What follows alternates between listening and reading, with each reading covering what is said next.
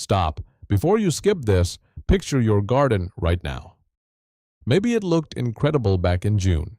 You had color everywhere, you were proud of it, and neighbors were actually slowing down when they drove past your yard. And then August hit, and almost overnight the whole thing turned into a sea of green leaves and empty stems. You stood there thinking, I planted all of that and this is what I have left? Sound familiar? That happens because most perennials are liars. They show up gorgeous for 3, maybe 4 weeks, and then they clock out for the rest of the year and leave you with nothing but green. But the 17 plants on this list today, they don't do that, not even close. Every single one blooms from spring, the real beginning of the season, all the way through the first hard frost. Some of them will still be flowering when everything else in your yard has already surrendered. And I need you to stay until the very end because number 1 on this list is the most underused perennial in American home gardens right now. Most people walk right past it at the nursery without a second look. Once you see what it does, you are going to want it immediately. Before we get into it, if you're new here, welcome to Evergrow Garden. Hit subscribe right now. Every single week, we put out content built to help you create a garden that looks incredible without making your weekends miserable. Now let's go. Number 17. Catmint, specifically the variety called Walker's Low. Here is something almost nobody tells you. The name Walker's Low has nothing to do with how tall the plant grows. It is named after a garden in Ireland where it was first discovered. At nearly 30 inches tall with flower plumes reaching up to a foot long, this plant is massive, billowing, and covered in lavender blue flowers from late spring through fall. In May, catmint does something almost no other perennial does. The flowers come in so dense and so fast that they completely hide the foliage underneath.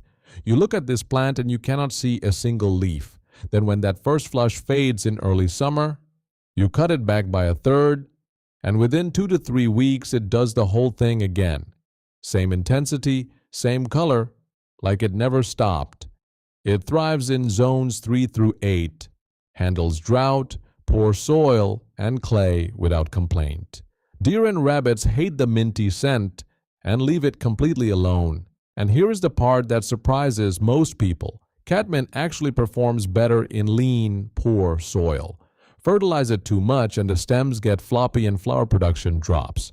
The secret to the most spectacular catmint display you have ever seen is a little bit of benign neglect. Drop your USDA zone in the comments right now. Zone matters a lot as we go through this list, and I want to know where you are gardening from. Number 16. Gaillardia, blanket flower. If you have a hot, dry spot where nothing wants to grow, a strip along the driveway, a south-facing slope, a bed that bakes in afternoon sun, Gaillardia was made for exactly that situation. This native wildflower produces daisy-shaped blooms in fiery combinations of red, orange, yellow, and burgundy from early summer straight through frost without flinching. What shocks most gardeners is this. Gaillardia actively thrives in poor soil. Not tolerates it, thrives in it. Enrich the soil or fertilize heavily and the plants get floppy, stems weaken, and bloom production actually falls. This is one of the rare plants where doing less gardening produces a dramatically better result. Hardy in zones 3 through 10, which means it performs across nearly the entire continental United States. Butterflies treat this plant like a landing strip all season long. Number 15. Black-Eyed Susan, Rudbeckia fulgida goldsturm. Not all black-eyed Susans are equal, and that distinction matters enormously. The common annual type gives you a decent display and nothing more. But goldsturm blooms from June straight to frost. No gaps, no slowing in summer heat, just relentless golden yellow flowers with dark centers, week after week after week. This variety won the Perennial Plant of the Year award and is one of very few plants in history to earn that recognition twice. It naturalizes beautifully self-seeding to create larger, more dramatic clumps every single year. Hardy in zones 3 through 9.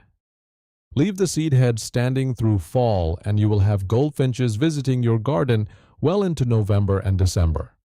A plant that keeps giving long after the very last flower is gone. Number 14. Salvia nemorosa, May Night, or Blue Hill. Perennial salvia is one of the most misunderstood plants in the entire gardening world.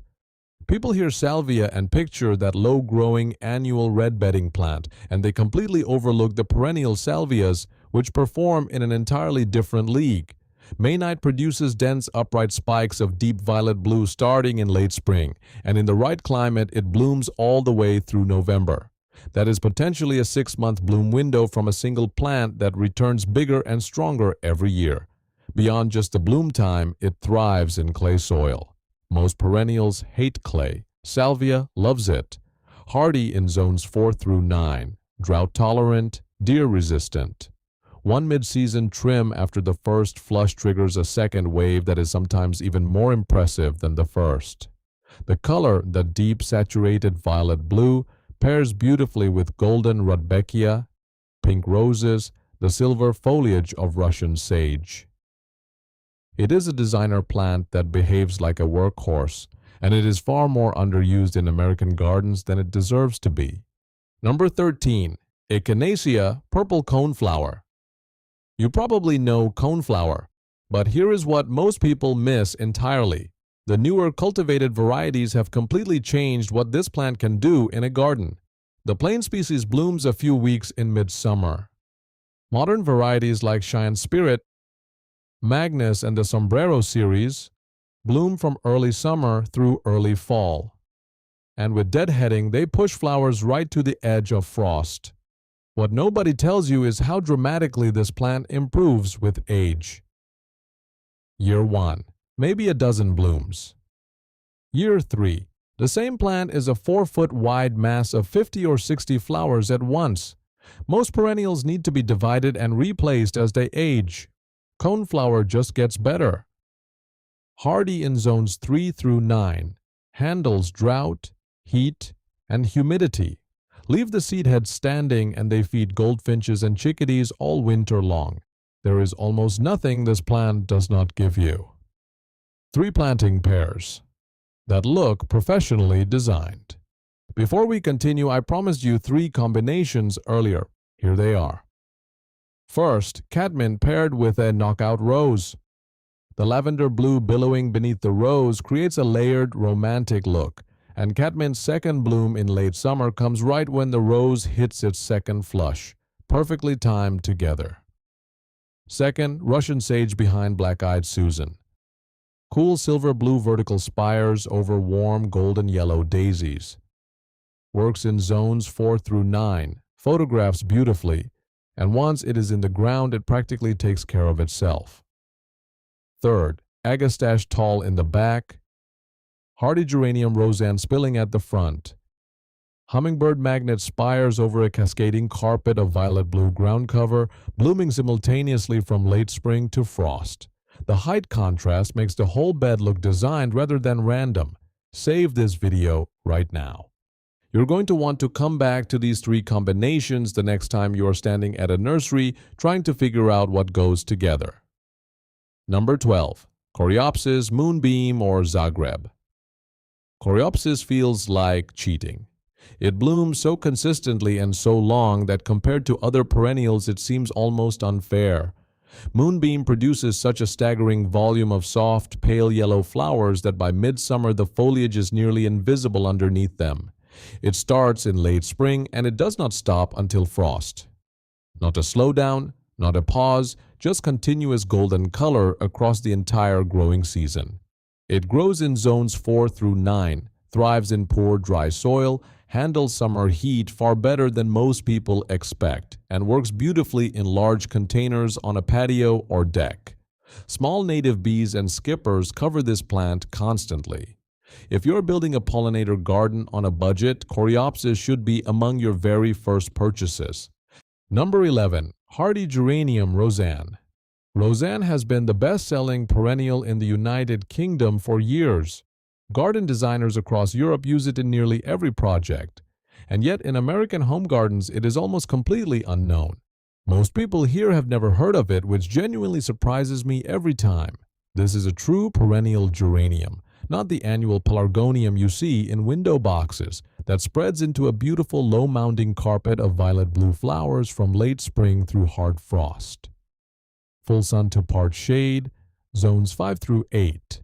Deer-resistant, fills gaps between larger plants effortlessly. The flowers have a delicate white eye at the center that gives them a wild, natural quality. The aesthetic feels designed rather than planted, and once you have it in your garden, you will wonder how the beds ever looked finished without it. Which of these 11 plants do you already have growing? Tell me in the comments. I love knowing what people are already working with out there. Number 10. Agastache, hyssop, also called hummingbird mint. The name is not an exaggeration. Plant agastache near any window or sitting area, and you will have hummingbirds returning from summer through fall with the kind of clockwork regularity that starts to feel almost personal. The tubular flowers are shaped perfectly for hummingbird feeding. The plant produces them from summer to frost, and once hummingbirds locate it, they treat it as a reliable daily stop. Varieties like Blue Fortune are spectacular. The foliage is aromatic, a blend of licorice, anise, and mint, and deer avoid it completely. Hardy in zones 5 through 9, thrives in full sun and dry soil. The unexpected bonus, the foliage makes a beautiful tea with a mild licorice flavor. The flowers are edible too.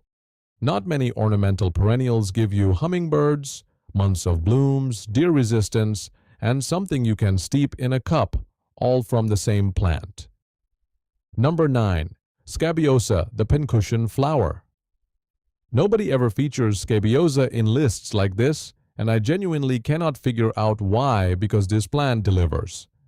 Lavender blue button-shaped flowers blooming from late spring through hard frost with almost zero intervention. It is one of the most effortless long-blooming perennials you can place in a sunny border, and it stays in flower with more consistent reliability than plants with 3 times the reputation. The name sounds complex. The plant is not. Zones 3 through 7, full sun, well-drained soil. The more you cut it, the more it blooms, which makes it outstanding for cutting gardens. Cut stems trigger new buds, and every harvest actually extends the season rather than shortening it. Place it at the front of a border where those soft lavender buttons can tumble at the edge of a path. If you want a plant that makes every visitor stop and ask what it is, because almost no one recognizes it, Scabiosa is the one to reach for. Number 8. Bee Balm, Monarda Jacob Klein, or Raspberry Wine. Bee balm arrives in a garden and immediately becomes the most dramatic thing happening. Exploding firework-shaped blooms in deep red or magenta sitting on top of 4-foot stems that sway in the summer breeze, drawing hummingbirds, swallowtail butterflies, and bumblebees from the moment the first flowers open in early summer, straight through to late fall. Here's the thing most gardeners never know. The entire plant is edible. The leaves make a wild bergamot tea with a spicy oregano-like flavor used by Native American tribes for centuries, and even used as a tea substitute during the colonial era. You are growing history and a wildlife sanctuary at the same time. Choose newer cultivars specifically. Jacob Klein and Raspberry Wine have been bred for improved mildew resistance, which solves the one problem older bee balm varieties were notorious for. Zones 4 through 9 grows beautifully in part shade where most long-blooming perennials refuse to perform. Number 7. Russian Sage, Perovskia atriplicifolia. From a distance, Russian sage looks like smoke rising from the garden bed. Tall, airy, silver-stemmed, with clouds of tiny violet-blue flowers running along every branch from midsummer through fall. Up close, the individual flowers are delicate and beautiful, and the silver-white stems hold their architectural structure through winter even after the blooms are finished, giving the garden structure in a season when most other plants disappear entirely. This is one of the most drought-tolerant flowering perennials available to American gardeners. Once established, it can go weeks without rain and never shows stress. Zones 5 through 9. Full sun, thrives in poor soil, intensely deer-resistant because of its strong aromatic foliage. For gardeners anywhere with hot, dry summers, the Southwest, Mountain West, the Central Plains, this is not just a good choice. It is one of the finest flowering perennials you can plant. Number 6. Penstemon Husker Red or Dark Towers. Every gardener who discovers penstemon says the same thing. Why did no one tell me about this sooner? Elegant spires of tubular flowers in pink, red, and lavender, beginning in late spring and continuing through midsummer into fall with deadheading. Husker Red won the Perennial Plant of the Year award and has bronze burgundy leaves that keep the plant visually beautiful even between bloom flushes, something very few perennials manage to do. Hardy in zones 3 through 8, deer and rabbit resistant. Drought tolerant in full sun. And the hummingbird activity around a mature penstemon in full bloom is genuinely something to witness, the kind of thing that makes you put down whatever you were doing and just watch. Number 5. Reblooming Daylily, Stella de Oro, or Happy Returns. Here I need to be very specific because the distinction matters enormously. Regular daylilies bloom once for a few weeks and then give you foliage for the rest of the year. Reblooming varieties bloom in early summer, pause briefly, then come back with a full second flush in late summer and fall. In warmer climates, some varieties flower almost continuously from May through October. Happy Returns produces lemon yellow flowers and has one of the longest rebloom windows of any daylily in existence. Zones 3 through 10. Full sun to part shade, essentially indestructible once established. The critical rule at the nursery: if the tag does not say rebloomer or remontant, skip it entirely. That single word on the tag is the difference between 4 weeks of color and 5 months of it. Number 4. Heuchera Coral Bells. Caramel Palace Purple or Dolce Blackcurrant. Coral Bells is the long bloomer on this list built for shade, and that makes it irreplaceable. Every other plant in this video prefers full sun. Coral Bells thrives in part shade to full shade, solving the problem of spots under trees and on the north side of structures that other flowering perennials simply refuse to occupy. The foliage alone is extraordinary. Colors from lime green to burnt copper to near black burgundy that look good from the moment they emerge in spring through the first frost. From late spring through midsummer and in many varieties into fall, wispy flower spikes in pink, coral, and white rise above the foliage and add height and movement. Zones 4 through 9 handles humidity well, largely deer resistant. If shaded spots in your garden have never bloomed before, this plant changes that. And if you have been watching this channel for a while without subscribing yet, now is a great time. Every week we go exactly this deep into the plants that actually transform a garden. Hit subscribe and you will not miss anything. Number 3. Knockout Rose. Yes, a rose makes this list. If traditional roses have burned you before, the black spot, the aphids, the constant spray schedule that feels like a part-time job, the skepticism is completely understandable. Knockout roses were specifically engineered to eliminate all of that. They bloom continuously from spring through the first hard frost, require zero deadheading, need no spray program whatsoever, and ask for nothing beyond full sun, regular water, and one hard prune in late winter. The disease resistance is extraordinary. Black spot, the #1 killer of traditional roses, simply does not take hold the way it does on older varieties. Plant it, water it through the first season, and essentially leave it alone. Come September, you will have a plant loaded with blooms that makes people stop and ask what you are growing. Zones 5 through 9 works in beds or large containers, and the color range now includes red, pink, yellow, coral, and blush. Number 2. Veronica Speedwell, Sunny Border Blue or Blue Spires. Veronica earns a permanent place in the garden after a single season, and then you find yourself wondering how any of your beds ever looked complete without it. Dense upright spikes of deep violet blue, sometimes pushing toward true indigo, blooming from early summer straight through late fall. Deadhead the spent spikes, and the plant immediately pushes new growth. In zones 4 through 7, this plant sometimes runs from June all the way through November. hardy in zones 4 through 8, drought tolerant, deer resistant. For northern U.S. gardeners in zones 4 through 6, anyone dealing with cold winters and a shorter growing season, this is one of the most reliable and most dramatically underused long-blooming perennials available to you. Discover it once and it stays in your garden permanently. And number 1, Salvia indigo spires. I told you at the beginning to stay for this one. Here is why.